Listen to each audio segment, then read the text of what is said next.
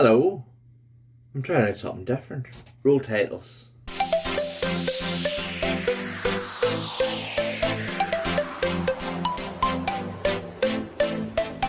What about you folks? Hope you're well. Let me explain what I'm doing here. This is a wee podcast type thing. I have a podcast, but I haven't worked it for a while. I'm calling this Off the Cuff with Joe Watson. And why am I calling it Off the Cuff with Joe Watson when I could be using the Joe Watson Show? Because I kind of fancy having two podcasts. The Joe Watson Show from September to June. And then in the summer months we get Off the Cuff. Just an idea, you know. So I'm out in my studio/radio shack. And I was going to do a podcast with this, but my computer has decided to go slow. Go figure. Technology is great whenever it works. So, what is Off the Cuff about? Well, it's basically off the cuff. I will come on a few minutes every so often and talk from off the cuff. Pardon the pun, I don't know if that's a pun or not. But I'll tell you a wee bit about the Joe Watson Show and my thought process for its return. It's going to be called the Joe Watson Show podcast. My friend Rab had said, why change the name? And I had thought of different things like Bantercast and the Banter podcast. And Rab says, why change the name whenever the Joe Show's there? And I thought, well, he's right. So I'm keeping the name, but the format's going to change. Although my name's above the door and I'm going to be the chairman, but there's going to be a numerous of hosts that's going to be there that's going to have their equal say, and I think it's better for me to have people around me, and I will have people around me on this one. I believe I might do this via Zoom some night and have somebody on just for a bit of banter, off the cuff. But we're talking about the Joe Watson Show.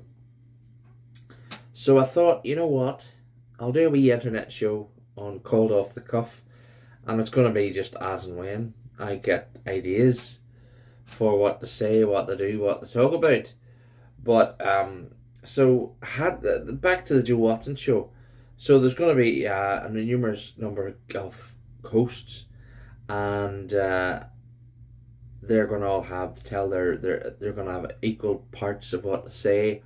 We're all going to talk about several topics, and hopefully it works out very well. I've decided I'm going to wait to September and run it within the academic year. See, can't talk. The school year between September and June. Thought there was a spider there. So yeah, so that's what I'm planning on doing. Whether I do that or not remains to be seen, you know. But this is never going to be David Letterman or Jay Leno or James Corden or even Craig Ferguson, because I'm not one of those people. This is just going to be Joe sitting down chatting. So yeah, I thought I would just do a wee fancy intro there. There may be an outro, who knows? But yeah, sitting in the house and I got fed up watching TV, and I thought I'll come out here and I'll do something. And as I say, I tried to log on this or record something with my Focusrite, but if you could see what I can see, it's not going very well. In fact, it's going terribly awful, because sometimes my computer's like this. It'll fly in sometimes, and other times it'll just, the site can't be reached or whatever. But you know, it's one of those things. But I've lost the Rodecaster Pro. I wanted to sell it because I was doing nothing with it, and then I bought this little Focusrite, which I'm going to start to use. I'm not using it tonight because I'm recording off my phone. So, you know. But I thought I would just chat about something, and state the world's in at the minute. It's crazy. You know, we have I have to be careful here because you can't make fun of anybody anymore. The woke parade will be in and they'll cancel me. Imagine cancelling Joe Watson. Who is Joe Watson? He's nobody. You know, he does an internet radio. He does a community radio show on a Saturday afternoon for a community radio station here in Ballymoney. He has a podcast that he comes on from time to time on, and he does a few YouTube videos. Sometimes mostly shaving. You know, so who am I to cancel? But that shit sticks. Don't talk to me about shit. I get pooed through the eye of a needle. I was constipated last week, and I says to my wife's a nurse, I says, Laura, I can't go to the toilet. She says, take 2 of them and you'll be running. Well, 4 o'clock this morning, I was reading my last will and testament to the cat. I was in agony. I was in total and utter agony. I thought I was going to die. The pain was excruciating in my stomach. It was a pain I never had before. And I've taken laxatives before. Foolishly took laxatives 5-6 years ago. Thought it would help me lose weight. That's not a good route. Not a good route to go down. And I wouldn't recommend it. I am losing weight myself naturally now. I had to take a laxative because I was all bunged up. And that's the only reason why I took it. But to take laxative as a weight loss drug, a therapy, you're going down the wrong route. You really are. There, my computer saying no internet. So, and there is internet because it just, I don't know. But yeah, you can't. And back to the whole woke thing. You can't make fun of anybody, and rightly so. You can't. I'm going to get serious here, which is very rarely I do. People called people names decades ago because of the colour of their skin, which was totally wrong. People called people names because of their sexual preferences. Again, that's wrong. I do believe, you know, and people that were beaten up because of the colour of their skin or their sexual preference, that is wrong as well. It really is. But I don't believe that we shouldn't be able to laugh at anything. I think if we can't laugh at ourselves, what can we laugh at? But then the laugh police are in now, and you're not allowed to laugh at this, you're not allowed to laugh at that, and heaven forbid that you pick fun. And I'm going to get controversial here. What I said last year, if you were a white male Christian, you were cancelled. You were wrong. But it seems to be now women as well, natural born women. You know, they're changing terminology for things like pregnancy. They've changed the terminology to life-bearing person or birthing parent because it offends trans women. Give me a break.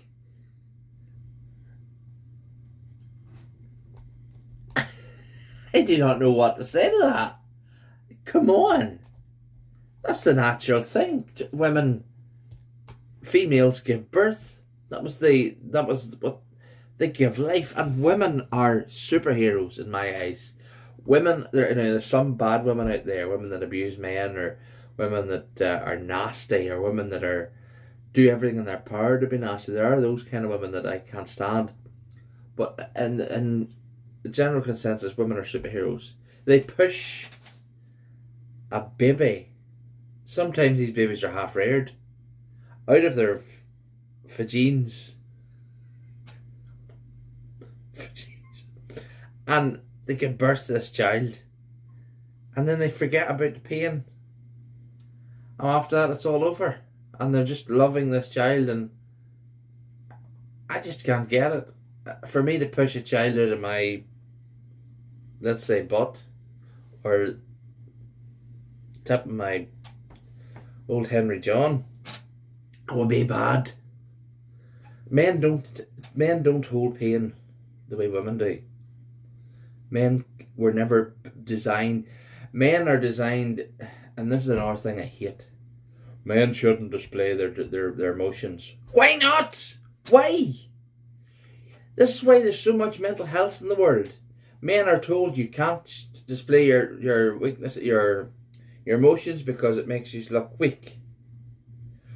Men, cry if you want to. Cry, shout, kick a door in if you're feeling upset. Get it out of your system. Talk to somebody. That's the most important thing. Talk to somebody. It's not weak to go to counselling. It's not. Really, really not. You know, it's really not weak to say, look, I need a little bit of help here. I need to see someone. I need to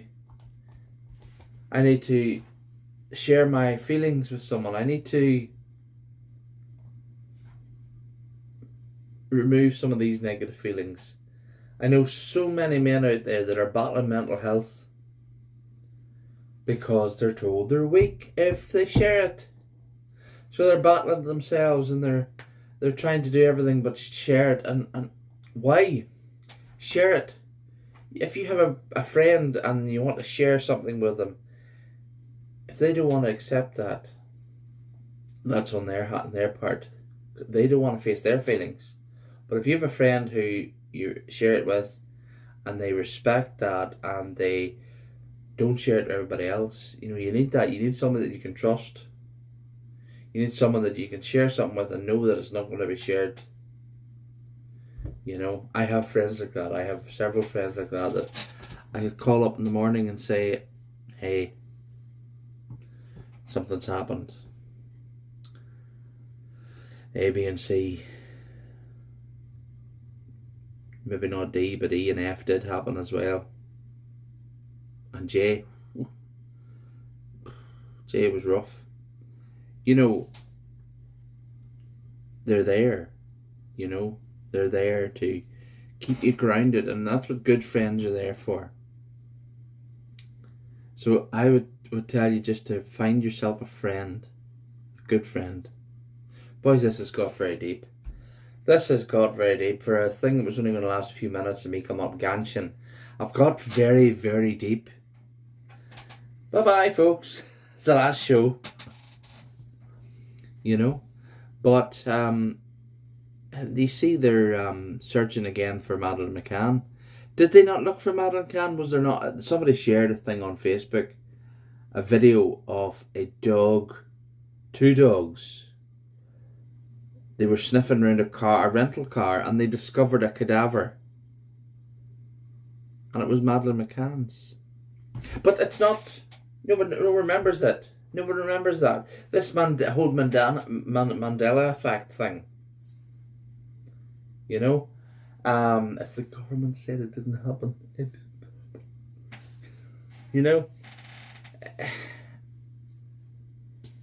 I don't know. Didn't happen, But things do happen. And if you've got eyes, you'll know. I was speaking to a man today, just a couple of hours ago, and he said that the whole COVID thing was blown out of proportion. I'm not an anti-vaxxer, but I didn't take any more vaccines after my first booster. I wasn't going to take even one booster, but I took one booster because I thought, well, I'm being pressurized into this, I better take it.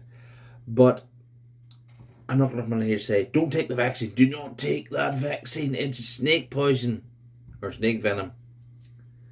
I was talking to a man a few weeks ago, and he said it's snake venom. It's poison. Snake poison. It's poison. It's venom. It's corrupt. It's poison to your body. Why do you think there's so many people that have had issues with it? But I'm not like that. If you need to take the vaccine because of a health issue, by all means, if you feel that's going to help you, you do that. That's up to you. That is up to you. And I'm not going to say you're wrong. And nobody, where'd that come in? Nobody should tell you you're wrong. Nobody. But this guy was saying it was blown out of proportion, I think. It was all blown out of proportion. The Lord will keep you as long as they need you. And this man's a wee Christian man, and he's right. But here's my but. COVID was real. My wife's a nurse, and she worked all through COVID. And there was a time I never seen my wife. I was off shielding at the beginning, the real hard times of it in the beginning. And I remember I didn't see her for months because I was shielding, I was vulnerable. So they put me into the other house, and we lived at my wife's family farm at the time, and they put me in the other house, and I lived there for 4 months, 5 months. We only seen each other if she hadn't been working the previous day. If she'd been working, if she'd been off a few days, then I would have seen her the second day she was off. You know, so I very rarely seen my wife, which was tough. But we loved each other, and we were. You need to remember we were newlyweds at the time. It's tough. You know, newlyweds are supposed to be in the grips of passion. You know, I'm not going to say anymore. But what was I saying? As soon as I think of sex, that's it. I'm gone. What was I thinking? Yes. The hardest thing she did was closing the door in a side room, knowing that you were the last person that patient was ever going to speak to, because within half an hour, 40 minutes, that patient was dead. You know, and that was the hardest thing. Another thing, I'm not going to name names because it's not fair, but an elderly lady needed to speak to her son, and my wife took her mobile phone and put it in the sandwich bag and gave it to the woman. The woman rang her phone and said, "Don't worry about me, son, I'm going to be with the Lord." Within 15 minutes after the phone call, that lady passed away. So COVID was real. I think the media blew it out more than it should have. You know, COVID's in the country. There's 9 million cases in Belfast. There's not 9 million people in Belfast. I don't even. Is there 9 million people in Northern Ireland? I'm just using that as an example, you know. But you know, and I remember the first time COVID came, some woman brought it with her up from a bus from Dublin. That was a scary time. But again, the media blew that all out of proportion. They did. Anyways, what was that? This is one of those. This is just I don't know. This leaving me posted. I don't know. Me not know. But yeah, this computer's getting on my nerves. I'm gonna throw it out. But yeah, so expect another episode of Shotgun very soon. Hopefully it'll not be as deep and as controversial as this episode has been. First episode's been very controversial. Very controversial. And you learned something about me. You learned that when I talk about sex, my head goes elsewhere. Naturally. You know. I've been happily married for many years now. 6 years. 6 years, yes. I've been married for 6 years. Very happily. And been together we're coming 9 years in this July. And I'm very happy. And that's all I'm going to say.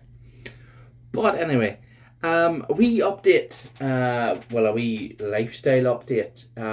For those who know me, know that I've always struggled with my weight. It's always been a thing. It's always been there in the front of my belly, my moobs, and my face. Tonight I've only one chin. Can you see that? I've only 2 chins. One extra chin, I meant to say.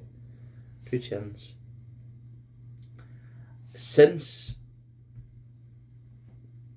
probably in about 9 weeks, I've lost 26 pounds. There's 28 pounds and 2 stone.